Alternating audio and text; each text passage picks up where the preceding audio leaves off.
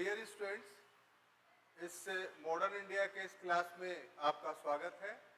हम लोग पिछले क्लास में फ्रीडम स्ट्रगल मूवमेंट के अंतर्गत मॉडरेट पीरियड को खत्म किया था और देखा था कि कांग्रेस का आरंभिक 20 वर्षों का जो काल है वो नीतियों के हिसाब से मॉडरेट था, उदारवादी था। और उस पीरियड में कांग्रेस ने जो नीतियां अपनाई, जो सोच अपनाया, वो ये अपनाया कि ब्रिटिश शासन जो है वो भारत के हित में है और हमें उससे लाभ उठाना चाहिए। अब उस क्रम में हम लोगों ने देखा था कि ये नीतियां मजबूरी में थी कि वास्तव में थी, एक इतिहास में विवाद का विषय है। लेकिन उसमें दो थ्योरीज हम लोगों ने पढ़ा था। एक थ्योरीज था सेफ्टी वॉल्व थ्योरी और दूसरा थ्योरी था लाइट कंडक्टर थ्योरी। तो सेफ्टी वॉल्व थ्योरी ब्रिटिशों ने इस्तेमाल किया और लाइट कंडक्टर थ्योरी भारतीयों ने इस्तेमाल किया। और इस तरीके से तय हुआ था कि कांग्रेस का इस्टेब्लिशमेंट वास्तव में अंग्रेजों ने भी अपने हित में किया था और भारतीयों ने भी अपने हित में किया था। तो यहां तक की कहानी हम लोग पढ़ चुके थे।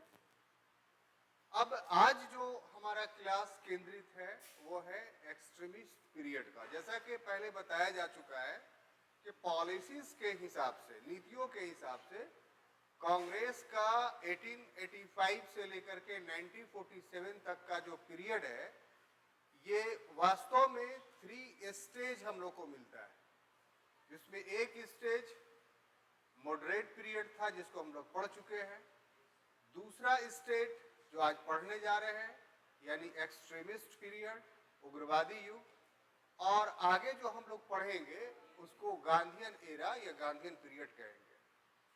तो ये जो उग्रवादी का पीरियड है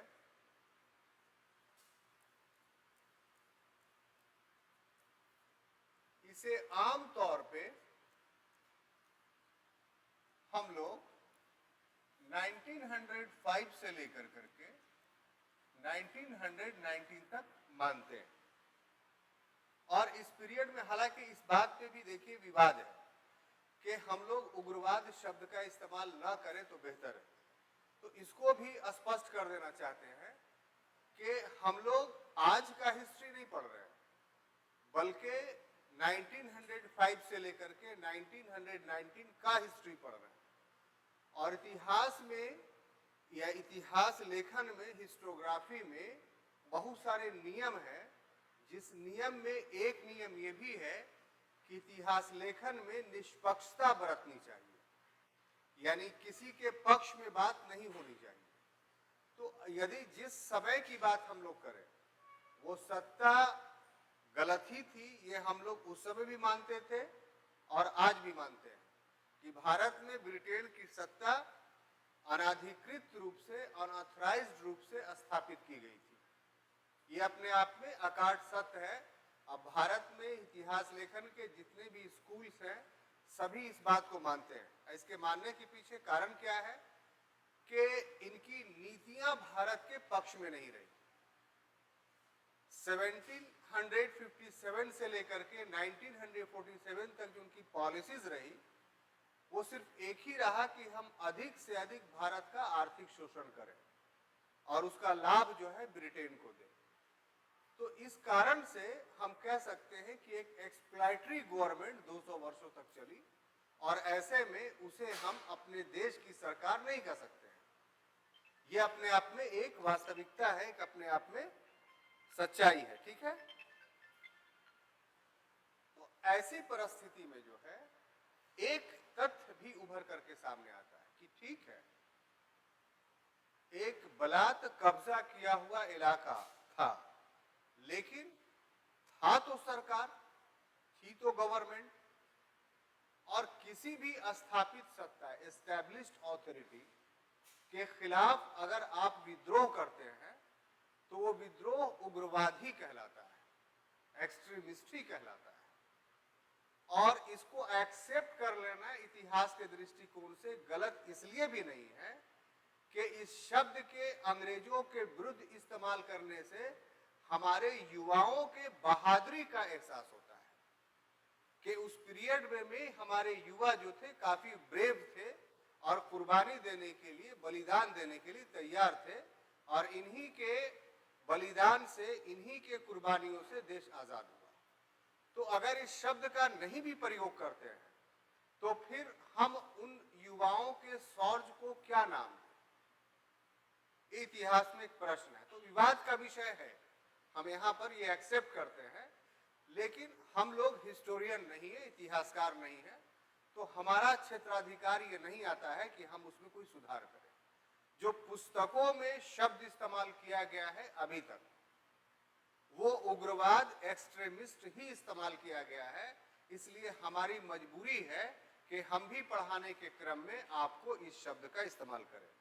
तो मेरा ये व्याख्या आप स्वीकार करते हैं या अस्वीकार करते हैं? ठीक है, एक्सेप्टेबल है। तो अब देखिए कि ये जो पीरियड है, तो इसके साथ एक शब्द और जुड़ा हुआ है, और वो क्या है? क्रांतिकारी।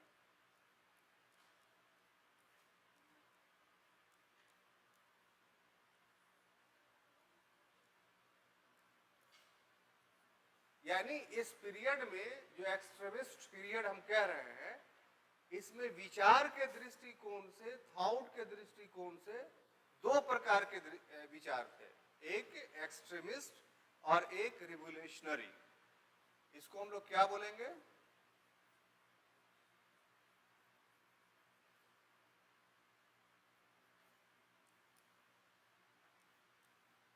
अब देखिए साहब कि ये दो शब्द हमारे पास आ गए और पीरियड एक ही है, तो हम इसका व्याख्या करेंगे कि दोनों की नीतियां क्या थी। तो जो एक्सट्रीमिस्ट लोग थे उनका विचार ये था कि स्थापित सत्ता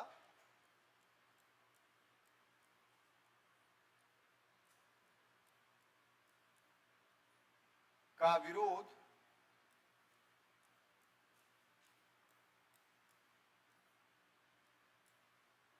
धरना एवं प्रदर्शन के माध्यम से किया जाएगा।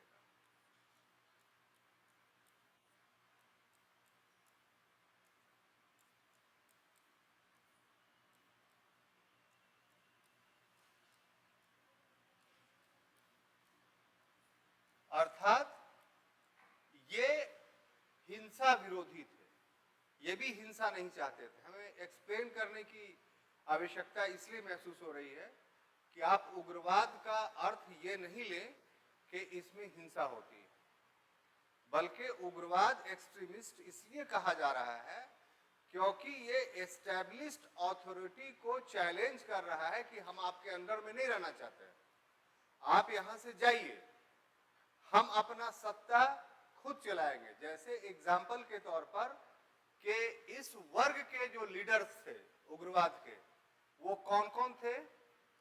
बाल, पाल, लाल एवं घोष। आप समझ गए होंगे क्या नाम है, ये बहुत बार एक्सप्लेन हो चुका है। तो इसमें हर लोगों के स्टेटमेंट्स उस समय का देखिए अगर, तो आपको लगेगा कि जो हम एक्सप्लेन कर रहे हैं वो सही है। जैसे बाल गंगाधर तिलक ने कहा कि कितनी भी अच्छी विदेशी सरकार हो, कितनी भी अच्छी विदेशी सरकार हो, हमारे लिए देश की बुरी सरकार ही अच्छी है।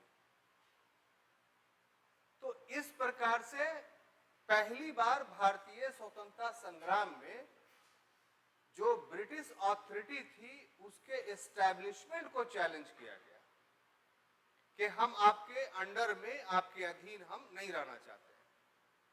और इसी पीरियड में इन लोगों के द्वारा पहली बार स्वराज्य शब्द का इस्तेमाल किया गया। देखिए, एक चीज याद रखिए कि स्वराज जो शब्द है वो काफी आपको तंग करेगा, इसलिए अभी ही हम इसको एक्सप्लेन कर देना चाहते हैं, और जब आगे भी आएगा तो उस समय भी एक्सप्लेन करेंगे। तो स्वराज्य शब्द का सबसे पहले प्रयोग जिस अधिवेशन में किया गया वो कलकत्ता का 1906 का अधिवेशन था, जिसकी अध्यक्षता दादा भाई नौरोजी कर रहे थे। स्वराज शब्द कांग्रेस के अधिवेशन में सबसे पहले जो इस्तेमाल हुआ है वो कलकत्ता अधिवेशन में, ये एक तथ्य है। स्वराज की मांग संगठन से बाहर सबसे पहले जिस व्यक्ति ने की थी भारत के लिए, वो दयानंद सरस्वती थे, इंडिविजुअल रूप से। लेकिन अभी तक स्वराज का जो मांग था वो पूर्ण स्वतंत्रता नहीं थी, टोटल इंडिपेंडेंस नहीं था। ये जो स्वराज था जिसका वर्णन अभी किया हमने, वो अधिराज था, जिसका इंग्लिश होता है डोमिनियन स्टेटस। बहुत प्यार से आप लोग क्लास सुन रहे हैं, इसके लिए शुक्रिया। तो ये जो डोमिनियन स्टेटस है, अधिराज है, इसका अर्थ ये होता है कि ब्रिटिश सत्ता के अधीन कुछ स्वायत्तता, कुछ ऑटोनोमस की प्राप्ति। और 1929 के लाहौर अधिवेशन में, कांग्रेस के लाहौर अधिवेशन में, जिसकी अध्यक्षता पंडित जवाहरलाल नेहरू कर रहे थे, उसमें जो स्वराज्य का प्रस्ताव पारित किया गया बजाबते तौर पे, वो टोटल इंडिपेंडेंस था, पूर्ण स्वतंत्रता। अब बात समझ में आ रही है? तो हम आपको ये इसलिए बता रहे हैं कि इसमें बहुत स्टूडेंट्स को कंफ्यूजन होता है, तो ये क्लैरिटी होना चाहिए। और ये तीनों तरह से क्वेश्चन पूछा जाएगा, यानी दयानंद सरस्वती के आधार पर भी, बाल गंगाधर 1906 कलकत्ता अधिवेशन भी, क्या बोले, दादा भाई नौरोजी के आधार पर भी, और 1929 लाहौर अधिवेशन पंडित जवाहरलाल नेहरू के आधार पर भी। हम समझते हैं कि ये कंफ्यूजन हमेशा के लिए आपको खत्म हो गया। ठीक है, अब देखिए, हमें जो समझाना है कि ये जितने भी नेतृत्व थे, यानी बाल, पाल, अरविंदो घोष, ये ब्रिटिश सत्ता के विरोधी थे, लेकिन ब्रिटिश सत्ता को हटाने के लिए हिंसा के समर्थक नहीं थे। ये डिफरेंस था। तो उग्रवाद का अर्थ हिंसा नहीं होती है, उग्रवाद का अर्थ विरोध होता है। विरोध के लिए धरना, प्रदर्शन किया जा सकता है। कितनी खूबसूरत बात है। हम समझते हैं कि आप आज से पहले उग्रवाद के इस परिभाषा से परिचित नहीं होंगे। आपके भी दिमाग में होगा कि उग्रवाद का मतलब लाओ डंडा, लाओ पहना और लड़ाई करो, ये न था। बोलिए साहब। तो ये अब बहुत बड़ी एक शंका दूर हुई या द्वंद्व खत्म हुआ। अब देखिए,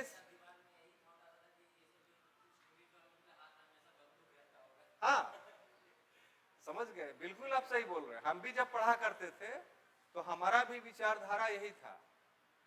जैसे हम कोई बकरी शेर बाघ नहीं ना, हम भी आदमी हैं, आप ही के रास्ते से होकर गुजरे हैं, तो एक व्यक्ति टपक करके तो ऊपर से नहीं आ गए हैं। तो आपके मजबूरियों का एहसास पूरा है, चाहे आप अच्छा काम करते हैं उसका भी एहसास हमें है, और बुरा काम करते होंगे तो उसका भी एहसास है, क्या क्या कर सकते हैं आप। तो इसलिए तालमेल अच्छा बन सकता है और पढ़ाई अच्छी हो सकती है। तो अब देखिए, एक इसको मतलब क्रांतिकारी या रेवोल्यूशनरी, ये दोनों का पीरियड एक ही है। ठीक है, हमको थोड़ा अलग ढंग से लिखना चाहिए था। तो दोनों का पीरियड यही है, बल्कि रेवोल्यूशनरी पीरियड 1990 से थोड़ा बढ़ जाएगा, 1928 हो जाएगा। अगर आपको समझाने के लिए हम कहें तो यहां पर लिख देते हैं, चूंकि पढ़ा चुके हैं पहले, 1905 टू 1933 आप मान लीजिए। सूरसेन वाला जो बंगाल में किए थे, तो लास्ट में 33-34 में उनका चटगांव वाला जो मूवमेंट था वो खत्म हुआ। तो इसको जो है वो पीरियड के हिसाब से आप ऐसे रख सकते हैं। रेवोल्यूशनरी पीरियड ऑलरेडी पढ़ा चुके हैं। लेकिन यहां पर दोनों को मिक्स करके इसलिए बता रहे हैं, सिर्फ डिफाइन करने के लिए कि दोनों का अर्थ अलग अलग होता है और आपको जानना काफी जरूरी है। और ये इनका एक्सप्लेनेशन क्या है कि जो स्थापित सत्ता है,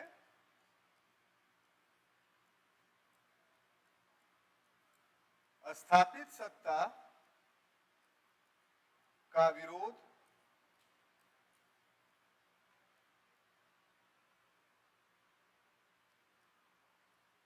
बम एवं गोली के माध्यम से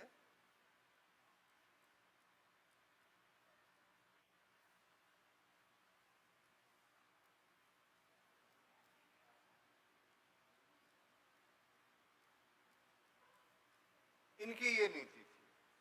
तो इस प्रकार एक्सट्रीमिस्ट और जो रेवोल्यूशनरी लोग थे, वो दोनों के व्यूज अलग अलग थे। और इसमें तो आप नाम जानते ही हैं, जैसे इसमें नाम हमने लिख दिया इनका, बालपाल लाल। इसमें कौन कौन नाम आप ले सकते हैं? बारिंद्र कुमार घोष, है ना, बारिंद्र कुमार घोष, भूपेंद्रनाथ दत्त,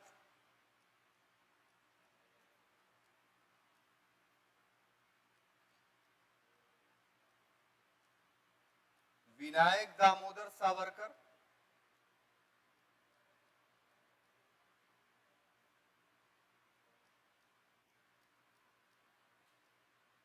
और भगत सिंह, चंद्रशेखर। बहुत सारे नाम हैं, आप सब मेरे ख्याल से नाम जानते हैं।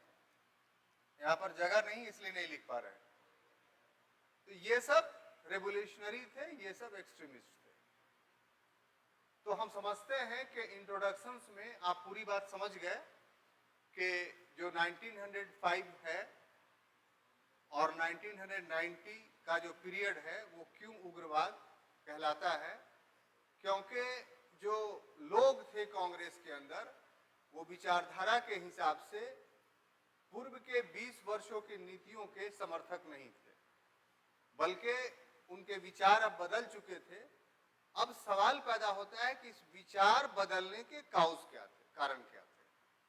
तो हम लोग एक नया शीर्षक बनाते हैं और उसके अधीन बातों को पढ़ते हैं कि उग्रवाद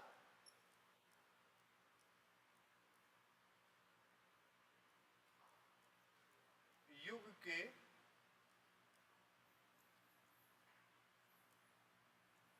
उदय के कारण। आखिर क्यों इस पीरियड में 1905 के बाद एक्सट्रीमिस्ट थॉट बन रहा?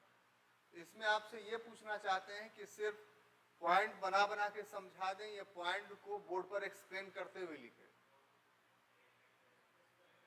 एक्सप्लेन करते हुए लिखे, ठीक है। तो उसमें पहला है साहब कि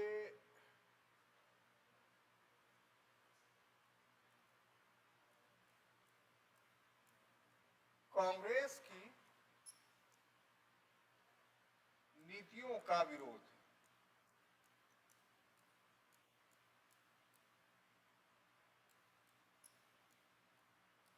ये पहला काउज था, ठीक है। तो आरंभ में, यानी आरंभ के जो 20 वर्ष थे,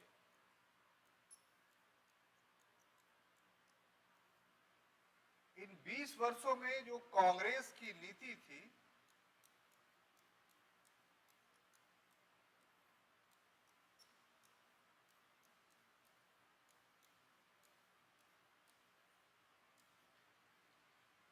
वो ब्रिटिश सत्ता के प्रति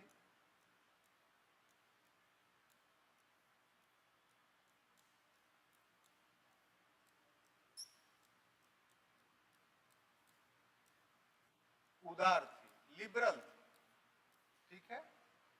और इस विचारधारा के तहत जो कांग्रेस थी वो ब्रिटिश सत्ता की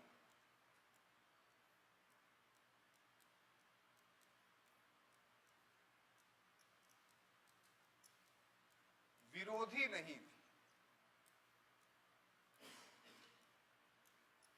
बल्कि वो मानती थी कि जो ब्रिटिश सत्ता का कुछ एक्सप्लॉइटरी शेप दिखाई पड़ रहा है, शक्ल दिखाई पड़ रहा है, उसका कारण यह है कि उनको हमारे बातों का ज्ञान ही नहीं है, पता ही नहीं है। अगर उसको बता दिया जाए तो वो प्रॉब्लम जो है वो सॉल्व हो सकता है। ये इस 20 वर्षों के लिबरल पीरियड का ये थॉट था। लेकिन इस नीति का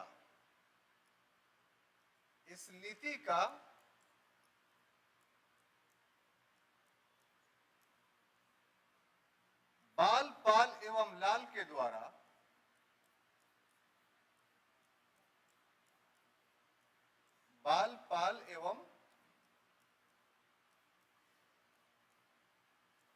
के द्वारा क्या किया गया? विरोध किया गया। और विरोध करने के क्रम में जो ये ब्रिटिश नीति थी, इसको भिक्षावृत्ति की नीति कहा गया।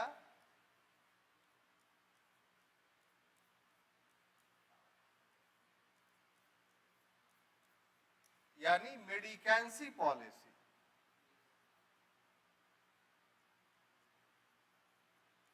कहा कि आप लोग की जो नीतियां हैं वो भीख मांगने की है। देश हमारा है और हम बाहर के लोगों से अपने लिए मांगे तो ये तो भीख मांगना हुआ। और दूसरी बात इन लोगों के द्वारा ये की कही गई भिक्षावृत्ति नीति के तहत कि आपको ब्रिटेन के द्वारा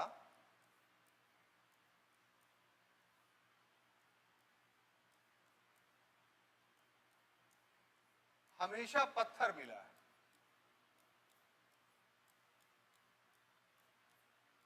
यानी आपने जो भी मांगे की तो उन मांगों को तो माना नहीं गया, उल्टे जो है उसके बदले में क्या मिला आपको? पत्थर मिला। तो इस तरीके से इस दोनों कारणों से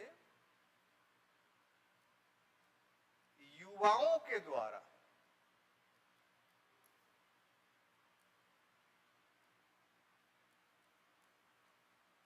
इन नीतियों का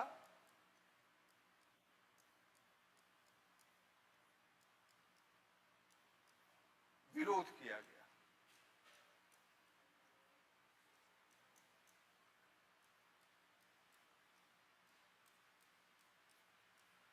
यहां पर हम आपसे यह कहना चाहते हैं कि ये एक सत्य है, लेकिन इसका अर्थ ये मत लगाइए कि यही एक सत्य है, बल्कि इतिहास या ऐतिहासिक घटनाएं बहुपक्षीय होती है, मल्टी डायमेंशनल होती है। जैसे आपका व्यक्तित्व है तो आपका व्यक्तित्व भी मल्टी डायमेंशनल है। जिसको संक्षेप में कहा जाए तो आपके व्यक्तित्व में कुछ अच्छे गुण भी हैं, कुछ बुरे गुण भी हो सकते हैं।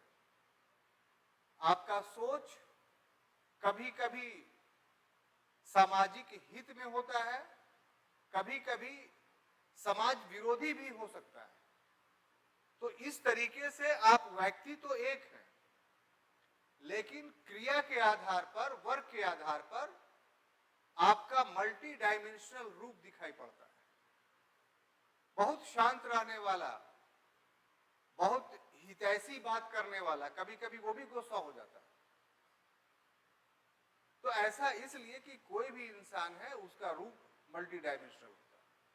तो इसी तरीके से इतिहास की कोई भी घटना होती है वो बहुपक्षीय होता है, मल्टी डायमेंशनल का एक एंगल नहीं है।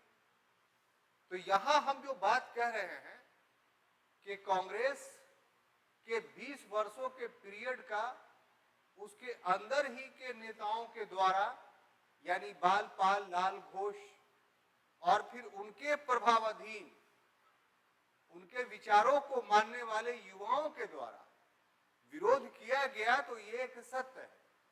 क्योंकि इतिहास हमेशा परिवर्तनशील रहता है। अगर परिवर्तनशील नहीं हो, चेंजेबल नहीं हो, तो फिर विकास ही नहीं होगा। तो इस सिद्धांत के आधार पर पूर्ववर्ती नीतियों का विरोध करके नई नीतियां अपनाना, ये इस बात का सबूत है कि आंदोलन विकास कर रहा है। इसका अर्थ यह नहीं है कि पूर्ववर्ती युग अनुपयोगी था, उसकी भी अपनी उपयोगिता थी, उसकी भी अपनी प्रासंगिकता थी, यानी रिलीवेंसी थी। तो इस कारण से हम उसके कामों को, 20 वर्षों के कामों को राष्ट्रीय आंदोलन में को आगे बढ़ाने की भूमिका से इनकार नहीं कर सकते, उसकी भी भूमिका रही। तो हम ये बात इसलिए कह रहे हैं कि आपका विचार इस युग के बारे में संतुलित रहे, बैलेंस रहे। ऐसा ना हो कि आप भी बायस्ड होकर के सोचे, क्योंकि प्रश्न आ सकता है। अगर इसको सिर्फ बुराई करके ही इस युग का समापन कर दिया जाए क्लास में, तो ये हमारा भी व्याख्या एक पक्षीय हो जाएगा, बहुपक्षीय नहीं होगा। इसलिए पढ़ाने के क्रम में ये जरूरी है कि हम दोनों पक्ष आपके सामने रखें। आगे बढ़ते हैं, इसको उठाएं। वेट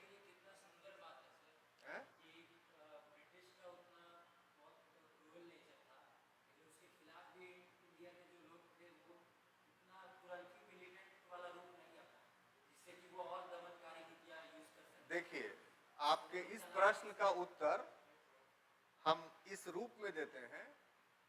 हालांकि पढ़ाएंगे अब तो ये खत्म होने वाला है, तो एंशिएंट ऐसे भी शुरू करेंगे एकदम। हाँ, आपके दिल के दर्द को समझ रहे हैं।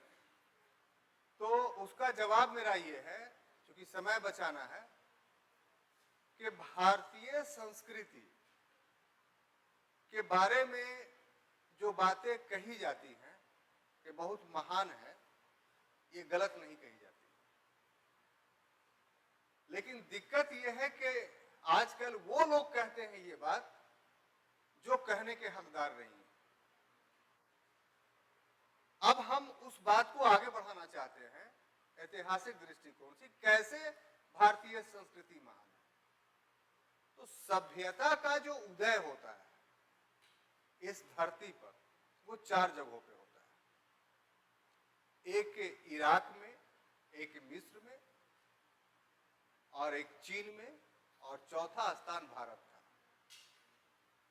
आप सभ्यता की कहानी पुरानी वाली किताब पढ़िए, जो पहले हिस्ट्री की चलती थी, तो आप खुद कंपैरिजन कीजिए, तो आपको पता चलेगा कि जब विश्व में सभ्यता का विकास हो रहा था, तो ऐसा नहीं था कि भारत उससे अछूता था। भारत में भी उस सभ्यता का विकास हुआ, और कंपैरेटिवली जो भारत की हड़प्पा सभ्यता थी, वो अन्य सभ्यताओं से कुछ देखिए, हमको बोलने दीजिए भाई, अन्य सभ्यताओं से कुछ मामले में श्रेष्ठ थी, और जिसमें श्रेष्ठ नहीं थी उसमें बरोबर जरूर थी, यानी इक्वल। ये तारीफ करने की बात नहीं है। जिस आधार पे बात कही जा रही है वो आधार पूरा तत्व है, आर्कियोलॉजी है। किताबों में चेंजिंग हो सकती है, लेक्चर्स में परिवर्तन हो सकते हैं, लेकिन पुरातत्व में आप परिवर्तन नहीं कर सकते। तो सभ्यता के विकास के आरंभिक पौधान पर हम बड़े श्रेष्ठ थे, बात समझिए। अब यहां पर लोग इस श्रेष्ठता को जैसे ही धर्म से जोड़ते हैं, वैसे ही बात गलत हो जाती है। हमें सिर्फ सभ्यता के ग्राउंड पे सोचना है। उस पीरियड में जो मिस्र था, जो इराक था, यानी मेसोपोटामिया जिस समय उसको बोला जाता था, ये जो चीन था, उसकी भी तुलना धर्म के आधार पर नहीं की जा सकती। उसके बाद जब कांस्य युग आया, तो कांस्य युग भी हमारा काफी श्रेष्ठ था। जब लौह युग आया तो वो भी काफी श्रेष्ठ था। सबसे श्रेष्ठता की बात सुनेंगे आप कि पहला जो विदेशी आक्रमण, पता नहीं आपको भी नहीं पढ़ा है, जो होता है भारत में, हखामनी होता है ईरान का। उसके बाद, उसी के बाद फौरन सिकंदर का आक्रमण होता है। ये 2 आक्रमण भारत में हुए, भारत के कल्चर को चेंज नहीं कर पाए। अभी नहीं घुले मिले, रुके ही नहीं थे, भाग गए थे। ठीक है, इसी तो बोलते हैं कि आप हमें बोलने दीजिए। हम तो दिन भर खामोश रहते हैं, जो भी बोलते हैं आपके सामने आके बोलते हैं। इसलिए इस समय तो मेरे अधिकार को सुरक्षित रहने दीजिए। लेकिन शक आए, कुशान आए, खून आए, ये सब की संस्कृति भारत में नहीं बच पाई। क्यों नहीं बच पाई? क्योंकि भारतीय संस्कृति श्रेष्ठ था। तो जो संस्कृति श्रेष्ठ होता है वो दूसरे संस्कृतियों को निगल जाता है, इसीलिए उनका कोई अस्तित्व ही नहीं है। तो भारतीय संस्कृति श्रेष्ठ था और उसको आप जब तक प्रोटेक्ट करके रखिएगा तभी तक विश्व में आप श्रेष्ठ बन सकते हैं। अगर उस संस्कृति को आप डिमोलिश करते हैं, चाहे ये भारत पर लागू नहीं होता है, सारे विश्व के सारे देशों पर लागू होता है कि जिसने भी अपने संस्कृति को, अपने कल्चर को डिमोलिश किया, उसकी सत्ता समाप्त हो गई, उसका अस्तित्व समाप्त हो गया। तो भारत के कॉन्टेक्स्ट में भी ये बात लागू होती है। हम इसमें इसलिए आपको कह रहे हैं कि ये जो पहला खंड था नीतियों का विरोध, तो विरोध हम लोग को अब नहीं करना है। जिन लोगों ने किया और अच्छा ही किया, ताकि स्वतंत्रता संग्राम का जो धारा था वो काफी तेज हुआ। हम लोगों को इसे भी मानना है, यानी उदारवादी युग को भी और उग्रवादी युग को भी। बात समझ में आ रही है?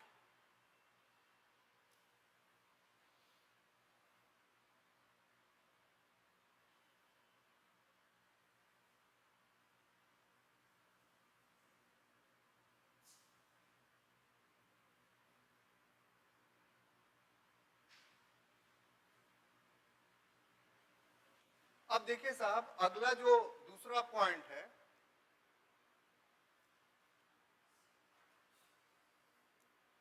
वो है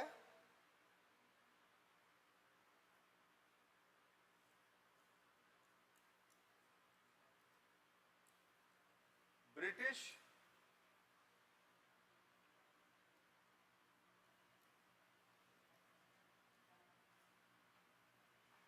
आर्थिक नीतियां, ब्रिटिश इकोनॉमिक पॉलिसी। देखिए साहब, 1757 से लेकर के 1867 तक में जो ब्रिटिश नीति रही,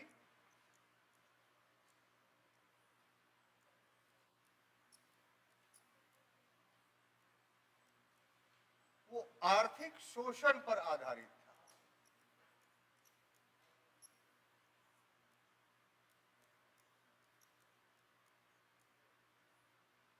और इस आर्थिक शोषण का एक परिणाम बहुत सारे हुए, लेकिन हम जिसकी बात करना चाह रहे हैं उग्रवाद के कॉन्टेक्स्ट में, तो उसका एक परिणाम बहुत भयावह था और वो था अकाल।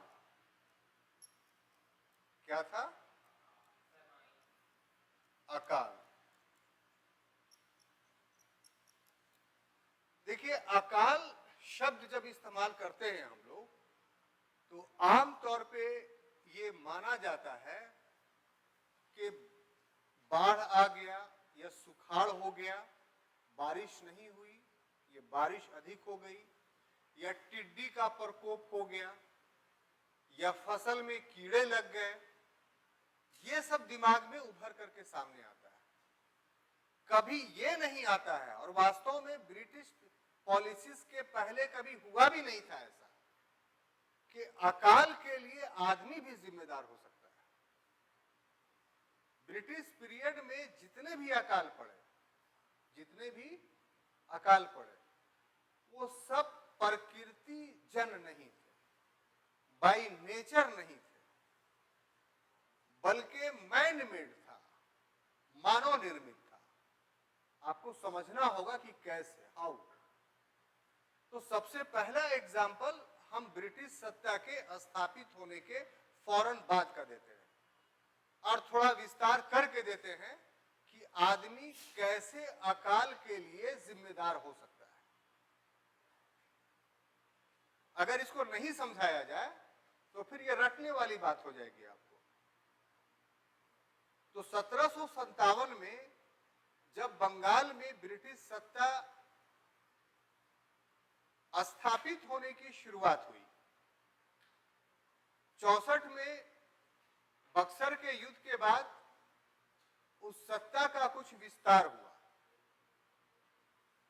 और 73 में बंगाल में पूरी तरीके से ब्रिटिश सत्ता स्थापित हो गई। तो 1757 से 1773 में ब्रिटिश पॉलिसीज क्या रही? तो सिर्फ ये कि जो नवाब है उससे अधिक धन प्राप्त करना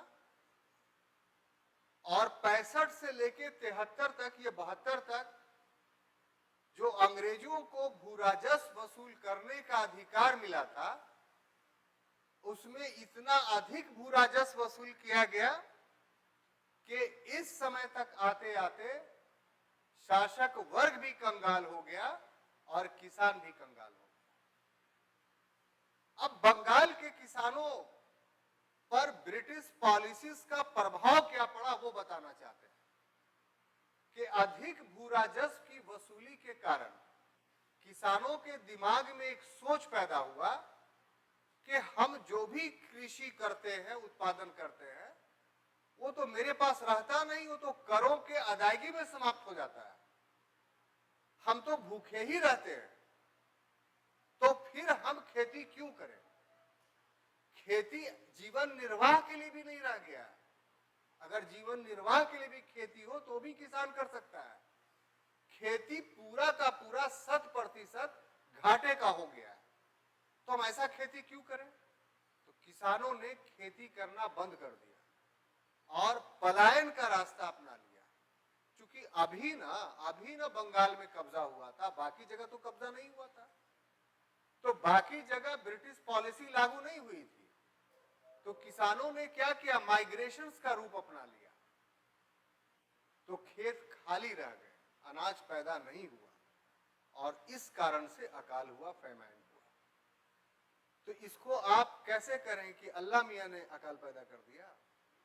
तो इसको मैन मेड कहेंगे ना, नेचुरल वे में तो नहीं हुआ। ये कमोबेश यही पॉलिसी जैसे जैसे ब्रिटिश सत्ता का विस्तार होता गया, वैसे वैसे लैंड टेनर सिस्टम्स हर जगह एक्सप्लॉयटरी रहा और किसानों पे ने हर जगह अनिच्छा पैदा होती गई खेती करने के लिए। नतीजा क्या हुआ कि हर जगह अकाल हुआ। लेकिन हम एक डेट दे रहे हैं आपको 1967। ये क्यों दे रहे हैं? कि ये अकाल का महासागर कहलाता है ये पीरियड। क्यों? क्योंकि तमिलनाडु से लेकर करके बिहार तक अकाल पड़ा था और जिन जिन क्षेत्रों में अकाल पड़ा था वो भारत का लगभग 1/4 से भी ज्यादा भूभाग था और वहां 1/3 जनसंख्या मर गई थी। 60 लाख लोगों की मृत्यु हुई थी और ये जो भी फेमाइन था वो मैन मेड था ब्रिटिश पॉलिसीज के कारण। तो उसके बाद, ये तो 67 से पहले की हम बात बता रहे हैं, 67 के बाद जितने भी अकाल पड़े वे सभी के सभी अकाल मानव जनित थे। और सबसे दुर्भाग्य की बात यह था कि ब्रिटिश सत्ता ने इन अकाल से निपटने के लिए कुछ नहीं किया। नहीं लंगर खाना खुलवाया, नहीं करों की माफी की और नहीं कोई और आर्थिक सहायता दिया। नतीजा क्या हुआ कि अकाल और भयावह हो गया और इस तरीके से जो लोग थे उन लोगों ने पहली बार ये महसूस किया कि ये सारी चीजें जो हो रही हैं वो सरकार की पॉलिसियों की वजह से हो रही है। और सरकार इस प्रकार से किसान विरोधी नीति इसलिए अपना रही है कि वो हमारी अपनी सरकार नहीं है, वो विदेशी सरकार है। तो इस कारण से यह भावना फैला कि कांग्रेस के जो पूर्ववर्ती नेता थे, जो ब्रिटिश सत्ता के बारे में अच्छी बातें कह रहे थे, वो तो गलत था। अगर अच्छा होता तो ये अकाल नहीं पड़ता। अब ये जितनी भी सारी बातें थी, क्या जनता यूं ही जान गई? सपना में आए थे भगवान जी बताने के लिए क्या? नहीं, बल्कि इसमें 3 व्यक्तियों का योगदान था। कितने व्यक्तियों का? वो आपको जानना चाहिए। उसमें मैंने अकाल के बारे में सिर्फ नहीं बताया, बल्कि पूरी बात बताई। तो 3 आदमी का नाम था। पहला नाम था दादा भाई नौरोजी।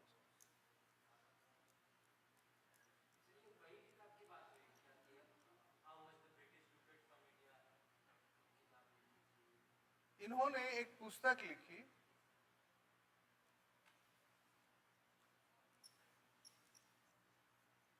पॉवर्टी एंड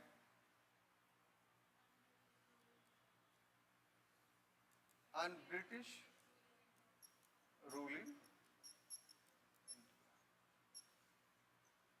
ये 1967 में लिखी। एक दूसरे व्यक्ति थे महादेव गोविंद रानाडे। अरे सॉरी सॉरी भाई,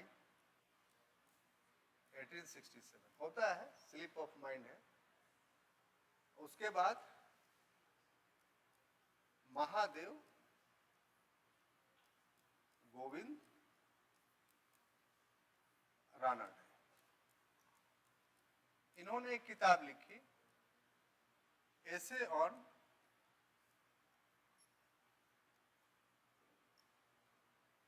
इंडियन इकोनॉमी।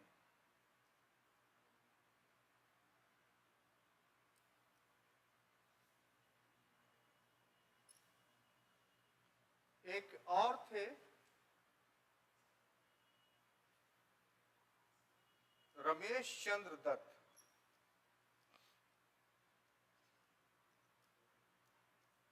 क्या नाम था? Ramesh Chandra Dutt.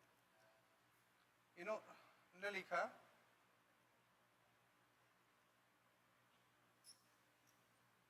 Economic history of India. Economic history of India.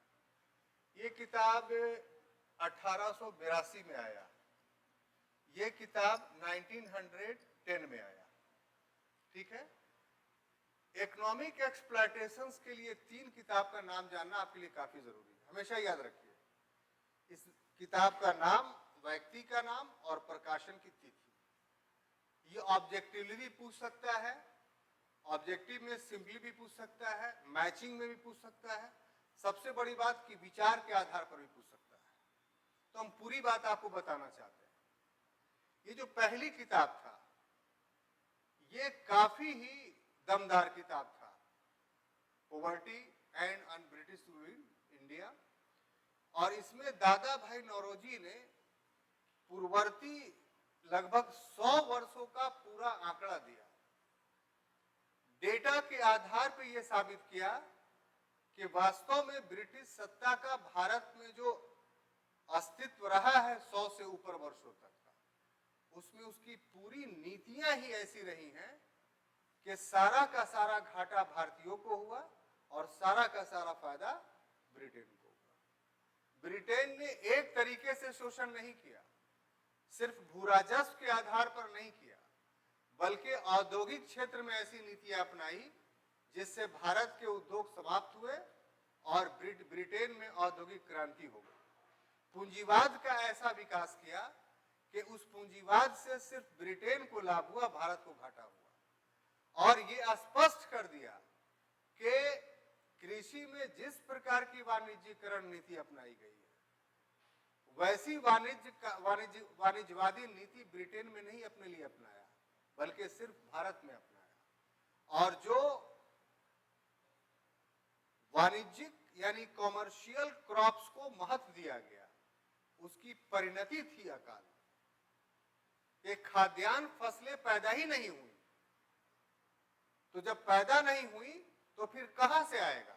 और जो थोड़ा बहुत पैदा हुआ उसको अंग्रेजों ने जमाखोरी के लिए प्रमोट किया, उसका स्टॉक बनाया और उस स्टॉक को बढ़े हुए मूल्यों पर बेचा अकाल के समय में। तो इस तरीके की भयावह स्थिति जो है वो रानाडे ने नौरोजी ने प्रस्तुत की। रानाडे एक्चुअली में पुणे के आदमी थे और 1882 में वहां भारतीय उद्योग और वाणिज्य संघ की बैठक हो रही थी और वहां उन्होंने अपना लेक्चर्स दिया। रानाडे ने बहुत पढ़े लिखे हुए व्यक्ति थे, इनकी बीवी भी बहुत पढ़ी लिखी हुई थी और उन्होंने भी महिलाओं के लिए बहुत काम किया, वो एक अलग विषय है।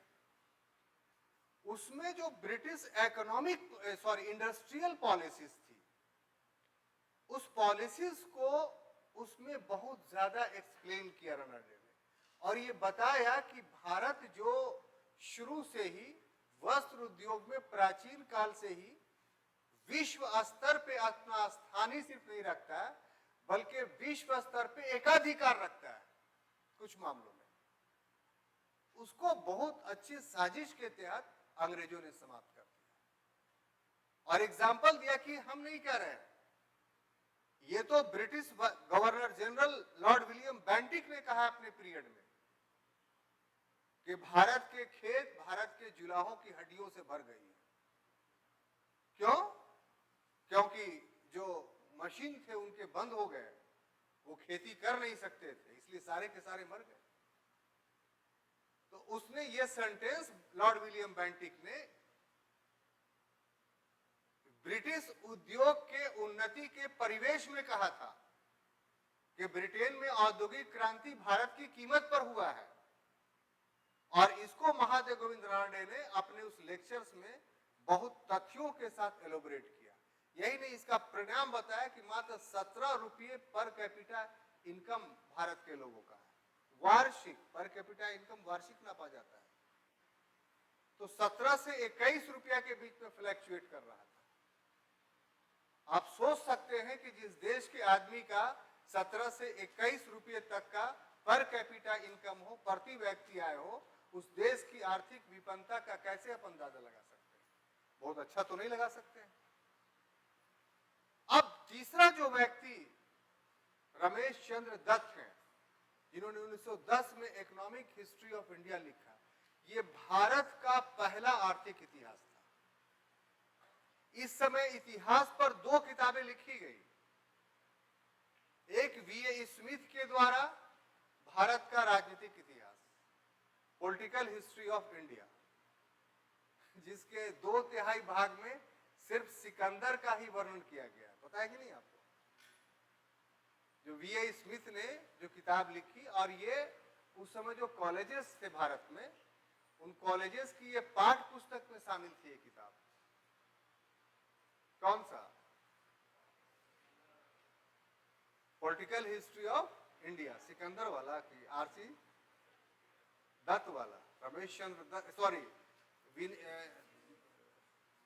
वीए स्मिथ के द्वारा। लेकिन इन्होंने जो किताब लिखी रमेश चंद्र दत्त ने, इकोनॉमिक हिस्ट्री ऑफ इंडिया, ये वास्तव में भारत का इतिहास था। हाँ, कॉलोनियल माइंडसेट से लिखा, लेकिन आज भी वो किताब हम लोग के लिए बहुत उपयोगी है। अगर आप रिसर्च कीजिएगा तो उसमें बहुत सारा फायदा होगा आपको, उसमें बहुत सारी चीजें आपको अजूबा चीज मिलेगी। हिस्ट्री परिवर्तनशील होता है तो हर दौर में होगा, वो अलग बात है, तो इसका मतलब ये नहीं कि पूर्व की हिस्ट्री किताब अनुपयोगी होगी। अब ऐसे कंडीशंस में साहब एक घटना और घटती है जो पहले हम बता चुके हैं। वो घटना क्या था? प्लेग। प्लेग हम लोग पढ़ते हैं कि पूना का बहुत मशहूर प्लेग था, और जानते हैं कि 1890 के बाद नहीं, पूना में प्लेग 67 से ही शुरू हो गया था। 90 के बाद उसने विकराल रूप लिया, और प्लेग के प्रति ब्रिटिश नीतियां शुरू से ही बहुत गंदी रही, और प्लेग के प्रति जो ब्रिटिश नीतियां रही उसमें सबसे ज्यादा बुरा पक्ष ये था कि भारतीय महिलाओं का साथ अपमानजनक व्यवहार किया जा रहा था। अब इस तरीके से जो इकोनॉमिक पॉलिसीज थी उसके वजह से जो ये सिचुएशंस पैदा हो गया था, यानी अकाल और प्लेग, और उसके बावजूद भी राहत का काम नहीं किया जाना, तो कोई भी देश के लोग कितना बर्दाश्त करते हैं। उसमें स्वाभाविक सी बात है कि उग्रवादी विचारधारा पनपती। तो अंत में कह सकते हैं कि ब्रिटिश इकोनॉमिक पॉलिसी ने भारत में उग्रवाद को बढ़ाने में बहुत महती भूमिका निभाई। क्लियर?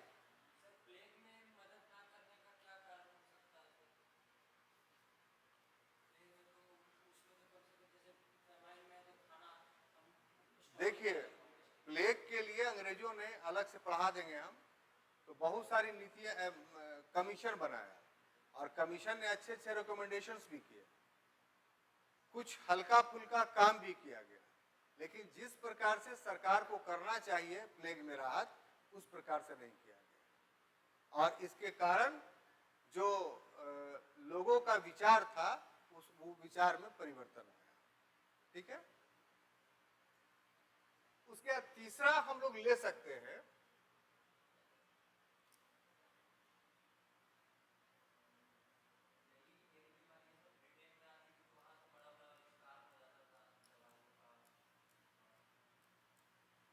हाँ, सही बात है।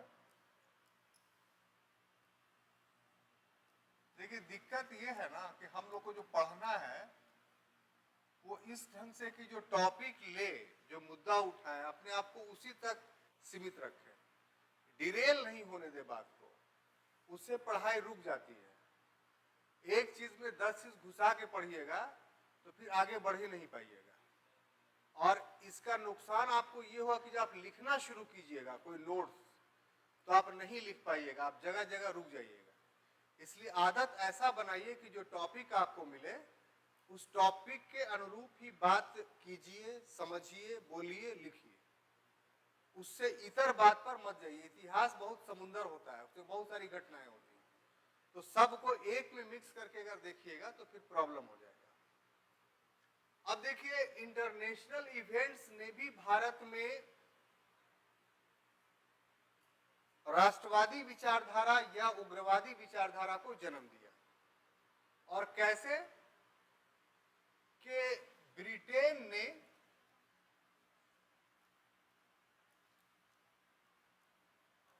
या कह लीजिए कि ब्रिटिश सत्ता ने भारत में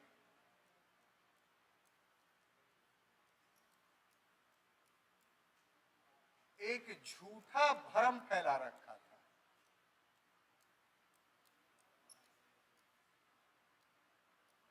समझ गए? और वो झूठा भ्रम क्या था? कि ब्रिटिश अजेयता का,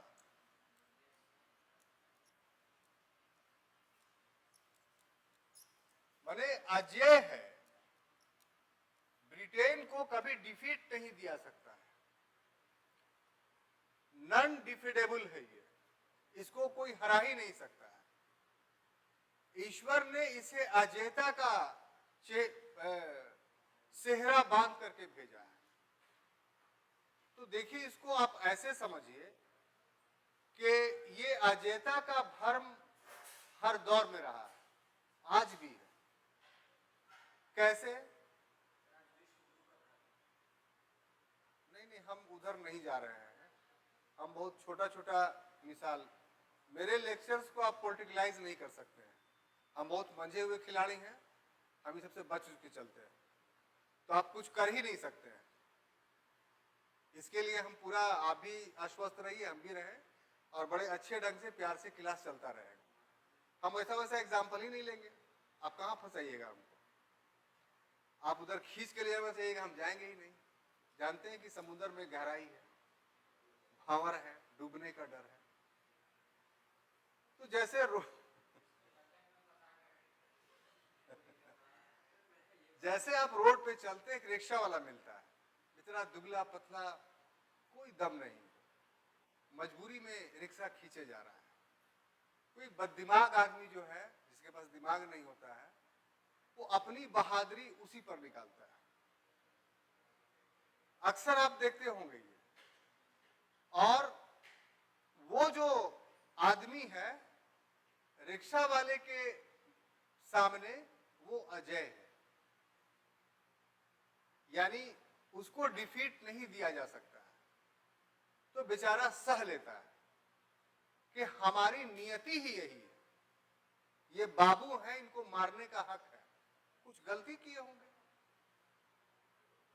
अब इस विचारधारा में क्या वो रिक्शा वाला पैसा कमा पाएगा?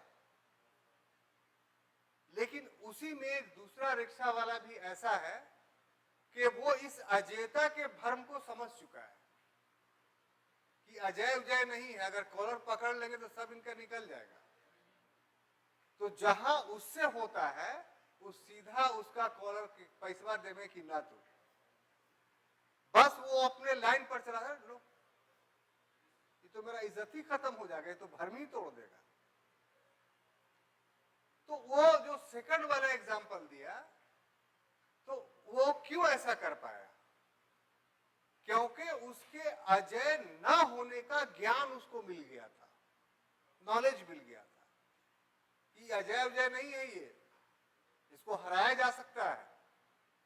तो ये ज्ञान जब तक नहीं ना होता है तब तक आदमी जो है वो इस अजयता के भ्रम को ढोते रहता है। तो भारत में भी यही हुआ कि अंग्रेजों ने जो व्हाइट मैन बर्डन पॉलिसी लाई, उसमें सिर्फ ये नहीं कहा था लिविंग स्टोन ने कि हम सब हैं और हम तुम जो असभ हो उसको सब बनाने के लिए आए थे, सिर्फ यही नहीं कहा था। उसने ये भी कहा था कि हम दुनिया की अजय शक्ति हैं, हमें कोई नहीं पराजित कर सकता। तो ये दोनों चीजें भ्रम थी, वास्तविकता नहीं थी। और ग्रेजुअली जैसे जैसे ये दोनों चीज का भ्रम समाप्त हुआ, वैसे वैसे उग्रवाद पनपने लगा।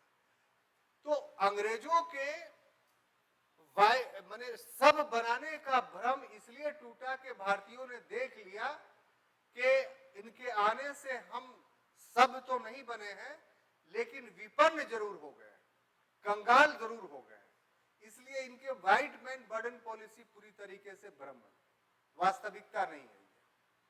और अजयता का भ्रम उनका भी बचा हुआ था कि हाँ वे बंदूक लिए रहते हैं, बड़े लंबे चौड़े हैं, गोरे हैं, और पता नहीं, ये सब तो छोड़ दीजिए, बोलिए ऐसा बोलते हैं कि उसी से हम मर जाते हैं।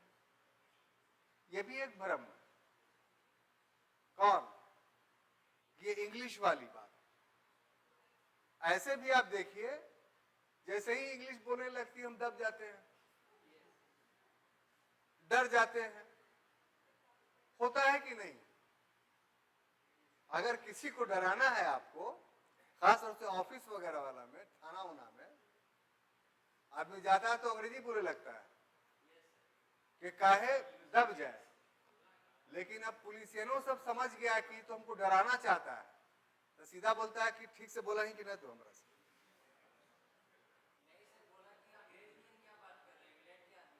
हाँ, हो गया ना ये।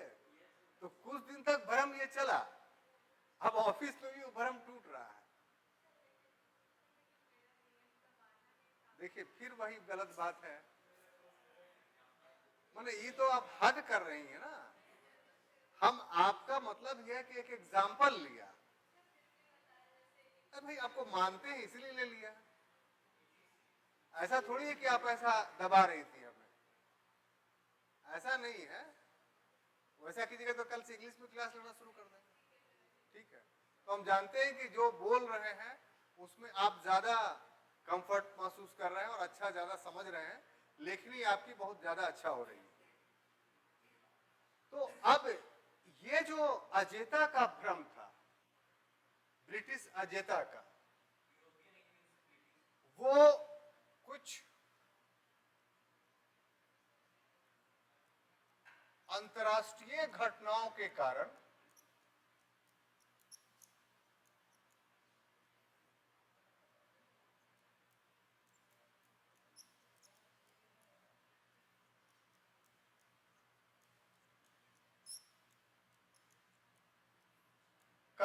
टूट गया कि ना, ये ऐसा बात नहीं है कि ब्रिटेन बहुत अजय है। अब वो अंतर्राष्ट्रीय घटनाएं क्या थी साहब?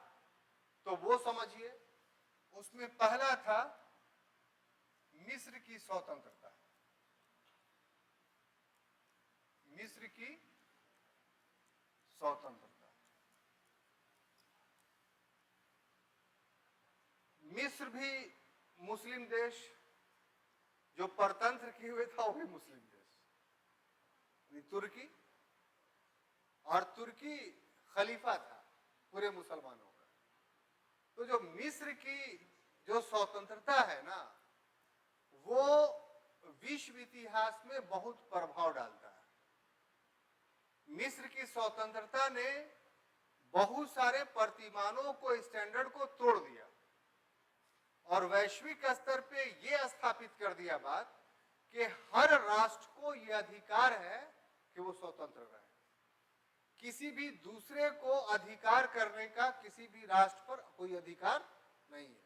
तो मिस्र की स्वतंत्रता का ये इम्पैक्ट भारत पर भी पड़ा। इसके बाद एक और घटना घटती है जिसको हम लोग बोलते हैं अदोबा का युद्ध। क्या बोलते हैं? अदोबा का युद्ध। ये 1898 में हुआ था। अदोबा के युद्ध के बारे में आप लोग सुने हैं कभी? अगर सुने हैं तो कुछ बताइए।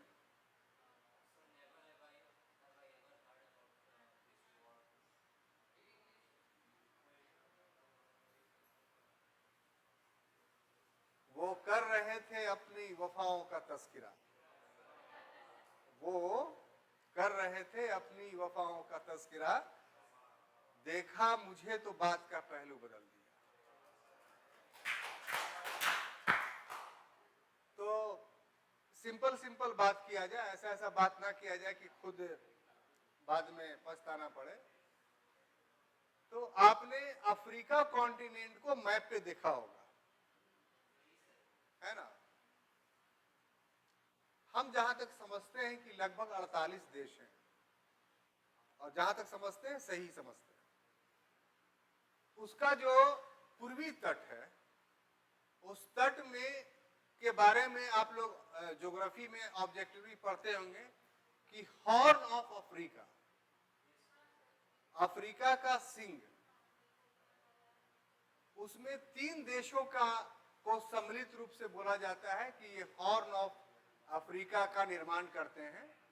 उसमें एक है इथियोपिया, दूसरा है इरिट्रिया, और तीसरा है सोमालिया। Ethiopia, Somalia, Eritrea. ठीक है, आप अपने मोबाइल पे देख सकते हैं, हॉर्न ऑफ अफ्रीका लिख करके आपको आ जाएगा। उसमें जो इथियोपिया देश है, वो पहले अबिसिनिया कहा जाता था पहले, और उसके अंदर ये सारे देश सोमालिया वगैरह शामिल थे। 1885 ईस्वी में बर्लिन में, जर्मनी की राजधानी है बर्लिन, वहां यूरोपीय देशों का एक समझौता हुआ और कहा कि देखो हम लोग आपस में लड़ो उड़ो मत, एशिया और अफ्रीका को आपस में बांट लेते हैं। और वही नक्शा, तो एशिया तो पहले ही से बटा हुआ था, बचा हुआ था अफ्रीका, तो बर्लिन में ही पेन से अफ्रीका को बांट दिया गया। इसलिए अफ्रीका का नक्शा आप देखेंगे, हर देश का जो लाइनिंग है बिल्कुल सीधा सीधा, बहुत कम का टेढ़ा टेढ़ा है, और जिसका टेढ़ा है ना, वो पहले से कॉलोनी का शिकार था। तो उसी में जो ये अबिसिनिया या इथियोपिया इटली के अधीन आया था, वो इटली को मिल गया। इटली काफी सशक्त देश था उस समय। तो इटली और अबिसिनिया के जनजाति लोगों के बीच में 1898 में युद्ध हो गया। इटली के पास बंदूकें थी, बारूद था, नए नए उस समय के जो अस्त्र थे सभी थे, और अबिसिनिया के हबशियों के पास सिवा तीर कमान के कुछ नहीं था। यानी तीर कमान के मदद से एक डेवलप्ड कंट्री के सेना को, आदमी को नहीं, सेना को पराजित कर दिया। तो उसी चूंकि अदोबा नामक स्थान पे हुआ था, इसीलिए उसको अदोबा का युद्ध कहा जाता है। तो इससे वैश्विक स्तर पे समाचार गया कि जब इटली जैसे इतने शक्तिशाली देश को एक अफ्रीका का हबशी देश, जो ठीक से कपड़ा भी नहीं पहन पाता है, उसकी ठीक से भाषा भी नहीं निकल पाती है, वो जब हरा सकता है, तो भारत के लोग तो बहुत उससे ज्यादा शक्तिशाली है, तो यहां क्यों नहीं हराया जा सकता है? तो अदोबा के युद्ध ने भी जो कांग्रेस का लिबरल सोच था उसमें परिवर्तन लाया। ठीक है, हम लोग यही टॉपिक पढ़ रहे हैं ना। उसके बाद तीसरा घटना था रूस जापान युद्ध। क्या था? रूस जापान युद्ध। ये आपको हुआ 1904 और 5, 2 साल तक। रूस जानते ही हैं कि बहुत बड़ा देश है, भूभाग में पहले नंबर पर आता है, और ऐसा देश है कि जो 2 महादेशों में फैला हुआ है। भूभाग के हिसाब से इसका अधिकांश भाग एशिया में है, कम भाग यूरोप में है, महत्व के दृष्टिकोण से महत्वपूर्ण भाग यूरोप में है, गैर महत्वपूर्ण भाग एशिया में है। माने एशिया में जो है वहां कुछ है ही नहीं, आदमी रहता ही नहीं है, तो इसलिए यूरेशिया का देश कहलाता है। यूरेशियाई देश होने में, यूरेशिया माने यूरोप और एशिया का, यूरेशियाई देश होने के बावजूद भी ये मुख्य रूप से यूरोप का देश माना जाता है। इसकी राजधानी यूरोप में, इसके सभी महत्वपूर्ण शहर यूरोप, लेकिन था तो भूभाग में बड़ा। और जापान एशिया का एकदम छोटा सा देश है। अगर देखा जाए तो बिहार इतना बड़ा भी नहीं, और वैसे वैसे जापान कितने सैकड़ों समाज हैं रूस में, लेकिन उस जापान ने जब युद्ध किया रूस के साथ, तो 2 वर्षों में उस जापान छोटे से एशियाई देश ने पराजित कर दिया। तो जो यूरोप के अपराजेयता का भ्रम था वो भी खत्म हो गया, और यह हो गया कि एशिया का कोई देश भी हरा सकता है यूरोप के शक्तिशाली देश को। तो जब एशिया का इतना छोटा देश हरा सकता है, तो हम तो इतना बड़ा है, हम तो चाहेंगे तो आराम से हरा देंगे ब्रिटेन को। तो इस रूस जापान के इवेंट्स ने भी जो है भारत में एक्सट्रीमिज्म थॉट को जो है बढ़ाया। एक और इंटरनेशनल इवेंट्स है, और वो आप नाम सुने होंगे, बाल्कन युद्ध। इसके बारे में जानते हैं क्या? आज बताइए तो जरा।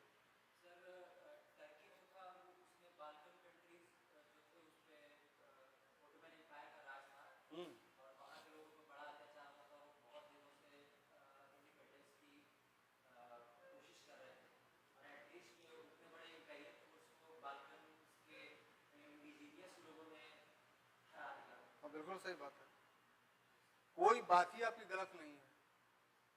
Each and every is okay in your explanations. लेकिन प्रश्न ये है कि बाल्कन देश में थे कौन कौन? ये अभी किन देशों को बाल्कन देश आप कह सकते हैं? हाँ हाँ, ठीक है। हाँ, देखिए ऊपर में यूरोप के पूरब के साइड में एक ओशियन है, एक सी है, उसको हम लोग बाल्टिक सी देखते होंगे, लिखा हुआ है ना। इसमें तो नक्शा खत्म हो गया ना, तो आपको दिखला देते। उसी के चारों तरफ, जैसे रूस से जो 3 देश शुरू में 90 में हटा था, कौन कौन? लाटविया, एस्टोनिया और लिथुआनिया, ये भी बाल्टिक स्टेट है।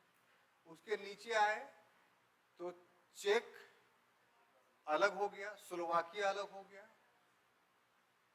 हाँ वो भी। हाँ, तो ये सब जो देश है ना, ये बाल्टिक देश है। तो आप समझ गए? अच्छा,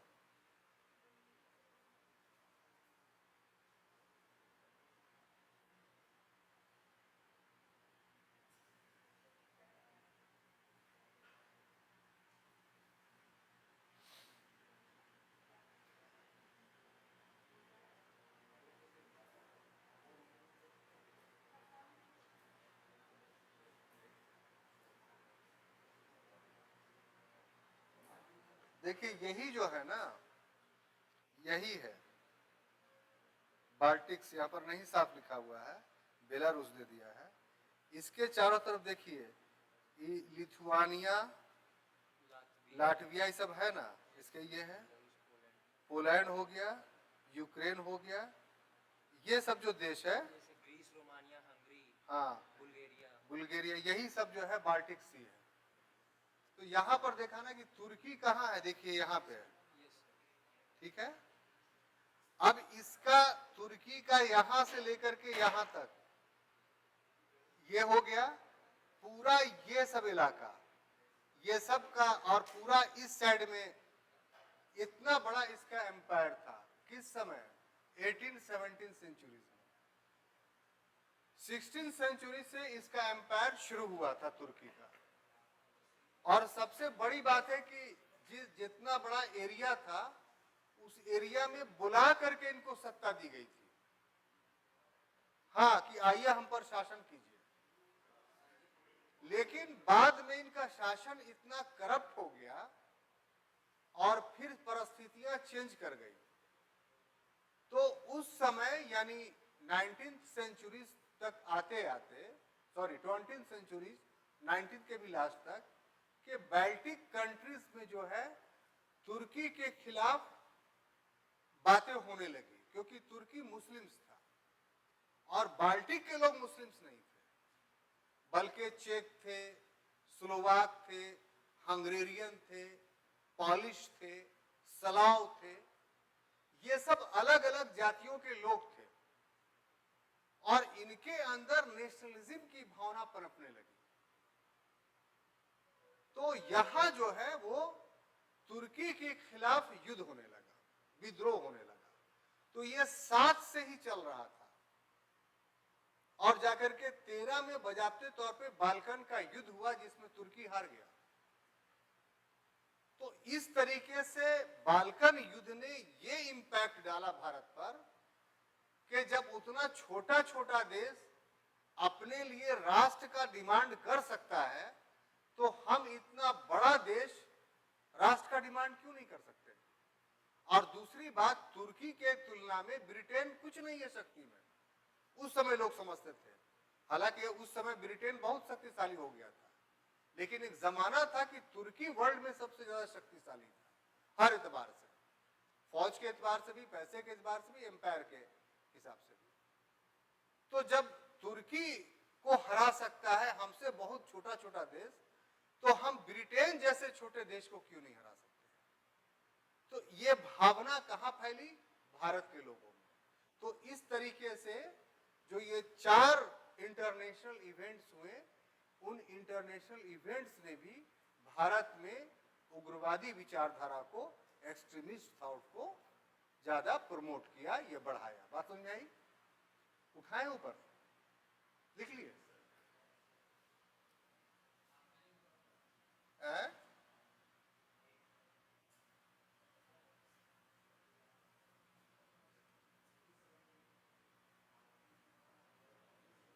अब देखिए कितना नंबर था ये,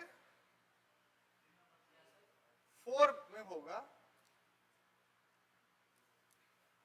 कि लॉर्ड कर्जन की नीति, इसने भी एक्सट्रीमिस्ट थॉट बढ़ाने में बहुत महत्वपूर्ण भूमिका अपनाई।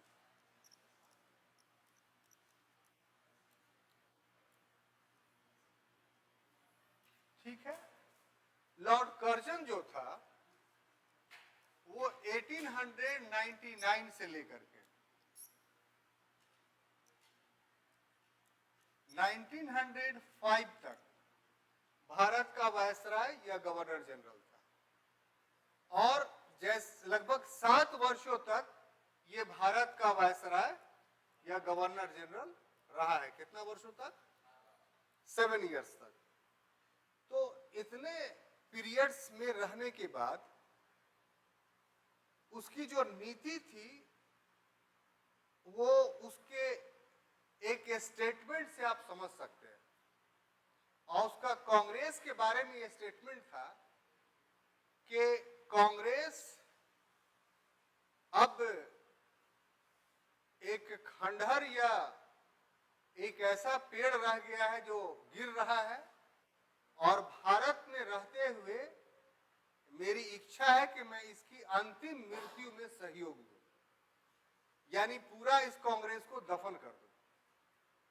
तो कांग्रेस जो अभी तक एक लिबरल पॉलिसी अपना रही थी, उसके प्रति ब्रिटिश वायसराय का क्या दृष्टिकोण था, और जैसे ही ये स्टेटमेंट आया तो जो बालपाल लाल और अरविंदो घोष और उनके समर्थक जो थे, उनको इस बात का एहसास हो गया कि हम लोग जो ब्रिटिश नीति को समझ रहे हैं वो ज्यादा अच्छा है, और इस कारण से आम लोगों का रुझान इन नेताओं के प्रति होने लगा कि जो कांग्रेस के लोग ब्रिटिश सत्ता के समर्थक थे, उनके बारे में लॉर्ड कर्जन तो ऐसा बात कह रहा है। इसका मतलब कि बालपाल लाल और अरविंदो घोष के विचार सही हैं और हमें उन्हीं की बात माननी चाहिए। तो वैचारिक रूप से लॉर्ड कर्जन ने उग्रवाद को आते ही जन्म दे दिया। उसके बाद उसकी जो पॉलिसीज थी, जैसे कुछ पॉलिसीज हम लोग पहले पढ़ चुके हैं, उसमें सबसे महत्वपूर्ण था क्या, बंगाल विभाजन, जो पिछले क्लास में पढ़े, इसमें एक्सप्लेन करने की जरूरत नहीं है। उसके अलावा कलकत्ता विश्वविद्यालय अधिनियम, कलकत्ता यूनिवर्सिटी एक्ट, ये उसका एक काम था। विश्वविद्यालय अधिनियम, जिसको रेले आयोग भी कहा जाता है। और तीसरा जो था कलकत्ता नगर निगम अधिनियम, कलकत्ता कॉरपोरेशंस एक्ट, और भी बहुत सारे काम लॉर्ड कर्जन ने किए। लेकिन ये तीन काम ऐसा था जिसके वजह से ये पता चला कि ब्रिटेन भारत के प्रति हमेशा दमन की नीति अपनाता है। तो बंगाल विभाजन तो हम पढ़ा चुके हैं आपको, इसको एलोबरेट करने की जरूरत नहीं है। जहां तक कलकत्ता विश्वविद्यालय की बात है, तो इसमें बताना यह है कि विश्वविद्यालय शुरू से ही एक ऑटोनोमस संस्था रहती है, सरकार सिर्फ पैसा देती है, बाकी विश्वविद्यालय खुद अपने लोगों के माध्यम से चलता है। चलाने वाला बॉडी जो विश्वविद्यालय का होता है उसको सीनेट और सिंडिकेट बोलते हैं। सीनेट विश्वविद्यालय का एक प्रकार का विधानमंडल होता है, यानी लेजिस्लेटिव बॉडी होती है, और सिंडिकेट विश्वविद्यालय का एक प्रकार का काउंसिल ऑफ मिनिस्टर होता है, यानी एग्जीक्यूटिव बॉडी होती है। तो इसमें अभी तक जो कलकत्ता विश्वविद्यालय 1854 में बना था, तो उसमें भारतीय लोगों का पर्व था, और कलकत्ता विश्वविद्यालय राष्ट्रवाद का उदय का केंद्र बन चुका था। इसीलिए अंग्रेजों ने सीनेट में भारतीयों की सदस्यता कम करने के लिए एक आयोग का गठन किया, जिसका नाम था रेले आयोग। और रेले आयोग की संस्तुति के आधार पे कलकत्ता विश्वविद्यालय अधिनियम 1904 में पारित किया और भारतीयों के बहुमत को समाप्त कर दिया, जिसका बहुत बड़ा रिएक्शन हुआ। इसी प्रकार कलकत्ता कॉरपोरेशंस एक्ट में भी जो भारतीयों का बहुमत था उसको समाप्त कर दिया गया। तो कर्जन की जो नीतियां थी, वो नीतियां भारत में उग्रवाद को, एक्सट्रीमिज्म को उदारने में बहुत ज्यादा पाइवटल अदा किया। इसके अलावा और भी बहुत सारे, ये चार बहुत महत्वपूर्ण थे। आप जैसे प्रेस की भूमिका को भी इसमें डाल सकते हैं, या और भी कुछ मिले तो दो चार पॉइंट बढ़ा सकते हैं, लेकिन ये चार पॉइंट उग्रवाद के लिए काफी महत्वपूर्ण है। तो हम समझते हैं कि उग्रवाद के उदय के कारणों को बहुत अच्छे ढंग से हमने आपको समझाया, आप अच्छे ढंग से समझे। दूसरा टॉपिक हमारा दूसरा होगा, और उसके लिए 5 मिनट के इंटरवल के बाद हाजिर होते हैं। तब तक के लिए अनुमति दीजिए। धन्यवाद।